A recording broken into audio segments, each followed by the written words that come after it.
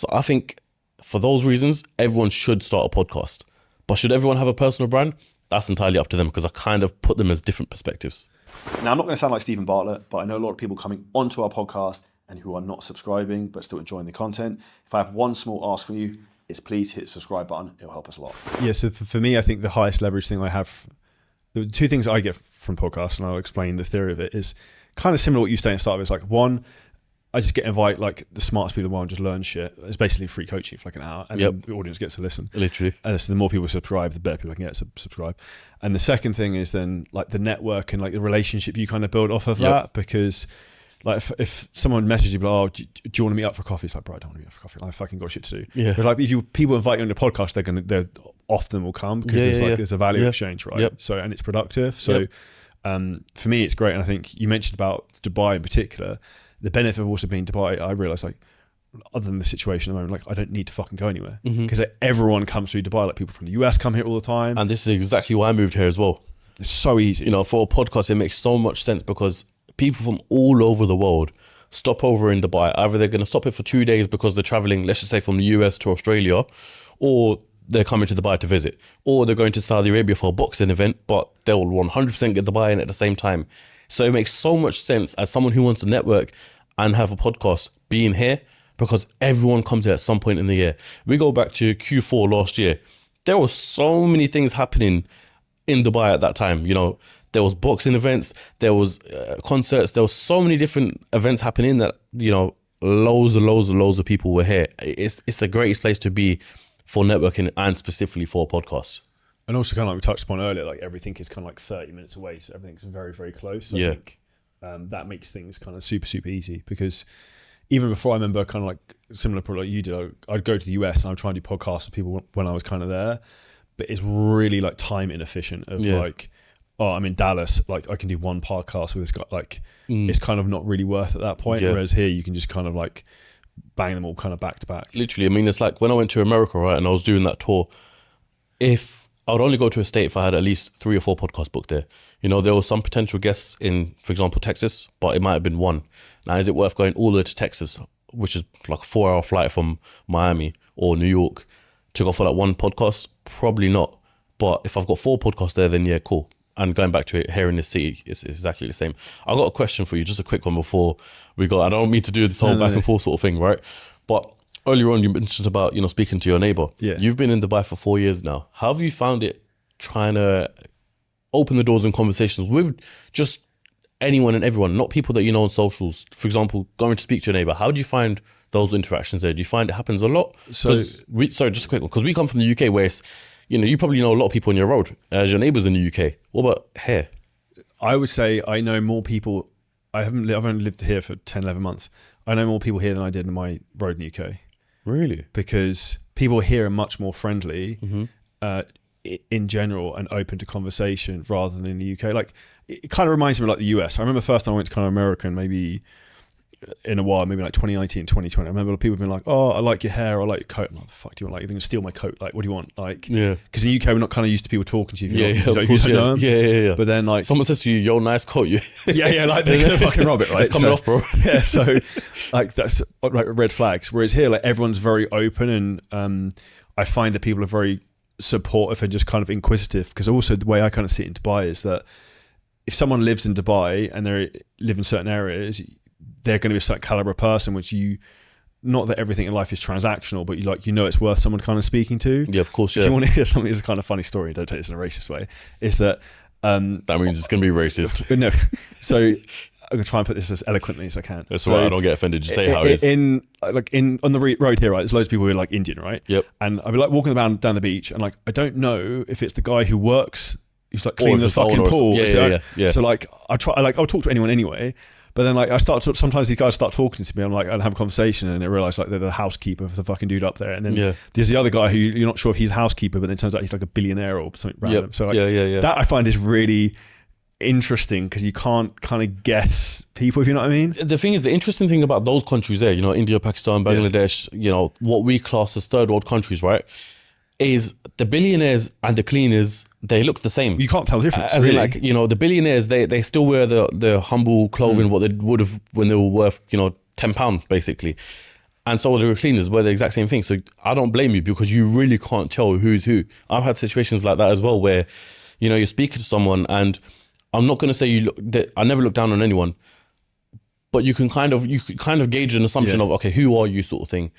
And sometimes you get it completely wrong and you realize this guy's a billionaire. Yeah. Do you know what I mean? So yeah, I don't blame you for that one there. But I just think that's also one of the things I like so much about living here is you get to experience so many kind of different cultures and nationalities in like one place. And also I think it's like in harmony other than the current situation, but like everyone kind of gets on. There's no issues with anything, which I think is the way that it kind of should be. So I think that is also how you get a lot of perspective in life, and it helps you with business as well, because you can see other people's point of view. Or like I've got a friend who's he is Italian and his partner's Russian. He does something kind of similar to me, but in like Italian Russian market. And I learned a lot from him in terms of like how they do things kind of slightly different. So you can kind of take pieces from different places of the world, which I think is an unfair advantage. Yeah, 100%. Yeah, that's why I love it. And even you think from a business perspective here is that most people don't realize that if you have a business here, I can outspend anyone in the UK on advertising because I'm not paying tax. So I have an unfair advantage on them and people in the US. So it's like, in my opinion, it's kind of like a no-brainer. Come back to you in terms of like the podcast. What point did you realize this could be kind of like a full-time career in business and like you could go all in on that? Because you said you were a BT beforehand. Yeah. So to touch on the story and to continue with it, I got fired from BT. So I suppose the point of when people realize that this could be a full-time thing, it wasn't an option for me. It was just, I've got nothing else now. I've got no qualifications, I've got no degree, got nothing like that. The podcast has to work. So I was kind of forced into it in a way, should we say.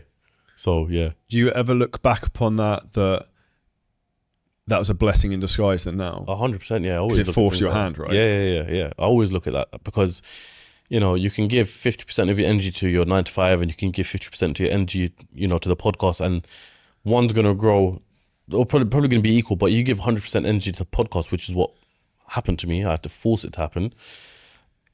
That's when it exploded. I remember the second I left, or got fired, should we say, or stopped working, that's when the podcast started actually having some serious trajectory, because I was giving it 100%, because I knew in my head, it's all or nothing now. It has to work. And here we are 6 years later, and I suppose that paid off. What was the big thing you did to get that like big momentum that when you went all in? I think it was just a case of, so a lot of the podcast relies on guests, right? I think it was a case of just messaging everyone and anyone. I didn't care about ego. I didn't care about messaging them. I would message them, email, LinkedIn, freaking you name it, I'd done it. And I think it was a case of that. And slowly but surely people started to reply. Because let's just say, for example, I've done a podcast with you now. Then someone in your industry, like who's the biggest fitness person in your industry? Let's just say Simeon Pando, for example. Okay, yeah. Simeon Pando looks at the podcast. Oh, I've done a podcast with Charlie Johnson. You know what? I'll do one of him as well. So it kind of happened like that. And so when I started doing those podcasts, the people who are above them in the business world, I suppose, started looking at it and they were like, okay, cool, we'll jump on a podcast. I'll do a podcast with one dealership and another dealership will come on. I'll do a podcast with one restaurant and another restaurant will come on. So it was kind of just utilizing all the names that I have when I'm approaching people, saying, look, I've done X, Y, Z, would you like to come on? Or sometimes they would message me saying, can we come on? And 9 times out of 10 now, it's a case of that messaging me. And I think, but yeah, going back to it, I think it was just the full-on hustle mindset. I was willing to do everything and anything. I mean, I was up in the morning messaging guests. I was in the afternoon editing the podcast. Literally then in the evenings doing the whole uploading on YouTube. I was doing everything and I was happy to do it as well. What do you reckon is the reply rate in terms of how many people you message to actually getting someone as a guest? Oh, back then? Yeah. 1 out of 10. But I still that's actually better than I thought, to be fair. No, 1 out of 10. I mean, like for every 10 people, do you know what? No, not even probably that. Not even that. I think like 2 in 100 or something. Yeah, maybe so. I mean, if we're talking early doors, I could literally show you emails from back in the day. I remember when I first had the idea to start the podcast, I emailed every single person you could think of online, thinking that me as a fresh podcaster, I can get someone like Elon Musk on. It's just going to happen, right? So I must have sent about 200 emails, got nothing nothing as a reply, until one guy from Southend, he messaged me, replied back to me, even though I had no following, nothing like that. He was like, yeah, let's do it. But yeah, no, in terms of that, probably, yeah, I wouldn't be surprised if it's 2 out of 100, to be fair. And then eventually over time it grows to maybe 10, 20, 50 out of 100. But yeah, back then, And that's kind of the message I want to kind of get across the audience, is the fact that like at the beginning it's like kind of brute force violence. You just have to do a fucking lot. And and it's even the kind of same way I look at business, is like at the beginning it's the hardest, and you got the worst skills, and you got the least amount of resources, and you get the least amount of reward. Whereas like I was saying to Mike before this, it's like AI and podcasts are kind of similar. It's like AI is the worst it'll ever be right now. Your podcast right now is like getting the least amount of views it will ever do, or traffic. It will continue to just keep compounding it bigger and bigger and bigger. Yeah, exactly that, yeah. So I think if people have that mentality of just not stopping and just keeping like the pursuit, actually just gets easier all the time, and you almost get more leverage into it. Yeah, I think as long as you see the light at the end of the tunnel, or the pot of gold at the end of the rainbow, then you're good. As long as you can see that, I think people will have the motivation and the desire to continue. Why are you setting up a second podcast? Because I want the main podcast, CEO Cast, to the big focal point for that, I want it to be America. Because I think once you break the American market, I think the game's yours for the taking, really. Yeah, literally game over. So I've filmed 25 podcasts. The podcast in America should last until about July. Before that even ends, I'm going to go back to America and film another 50 or something. And is that specifically just going to go on the new one? That's going to be on the existing CEO Cast. Okay. So I want to really grow that channel, because I reckon if we're currently at 274,000 subscribers, I reckon when you go to America, you could open up the doors to allow it to be 500, to be 700. And I feel like that's what I need to do, because outside of the podcast world, I'm not known. For example, and I say this with full credit as well, someone like Mike Thurston, he's very, very known as a fitness influencer. So when he started his podcast, people also tuning in to not just a guest, but a lot of it to do with Mike as well, because he's built that brand. I'm Raheem from Ilford, who no one knows. So I feel like for me to do that, I have to then go to these lengths of, breaking down the doors. Do you do many solo episodes? No.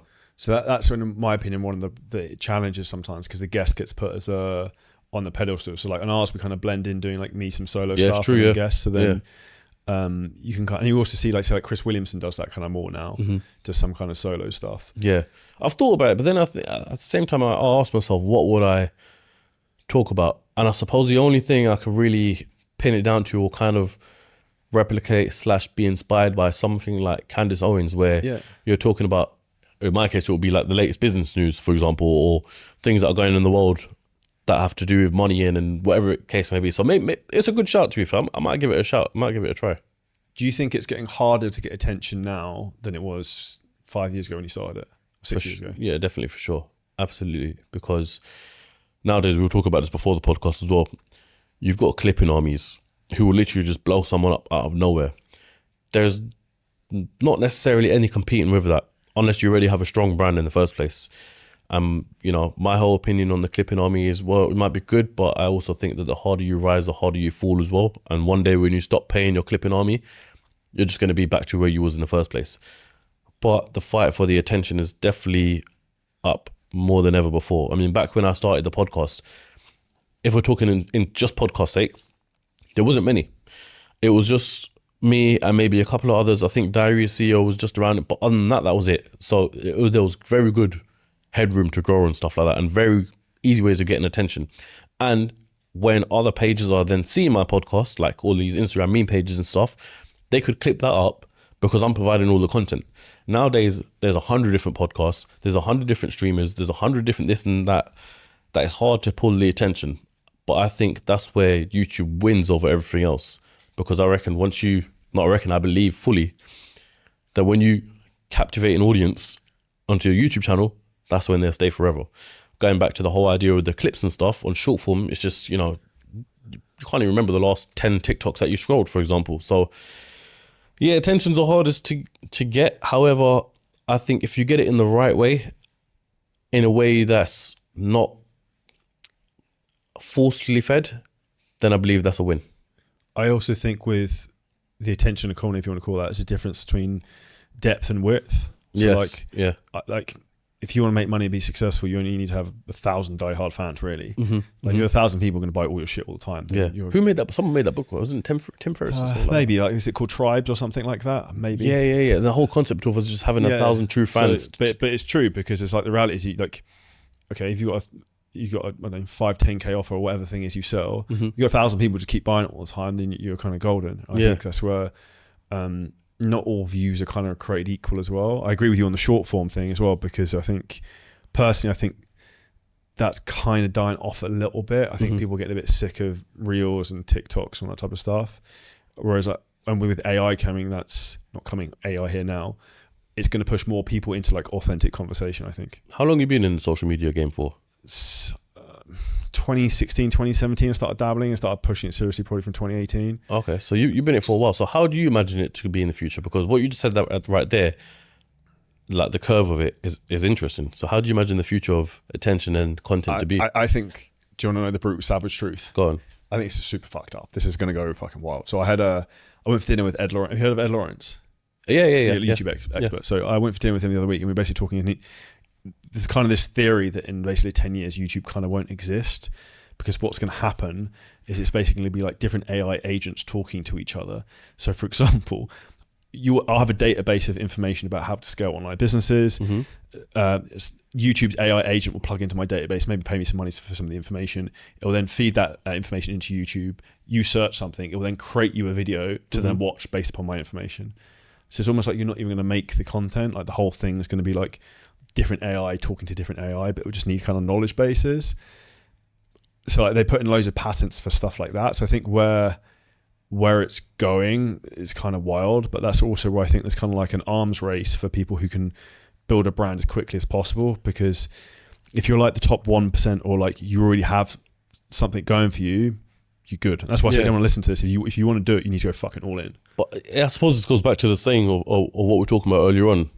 In a world like that where everything's run by AI, the human element and the whole personal brand thing sticks out more than ever, and that's when it will be the most powerful it ever will be, because you can actually connect with a human in a day and age where everything else is run by a robot. Now, if you enjoyed this clip and you're a coach, creator, or a business owner, and you want help in terms of how to scale your business using ads, AI, content, marketing, a lot of things we talk about on the show, then hit the link at the top line of our description in the YouTube video. You can book on a call with us and walk through the whole process, audit your business, and show you where there's huge opportunities for you to scale.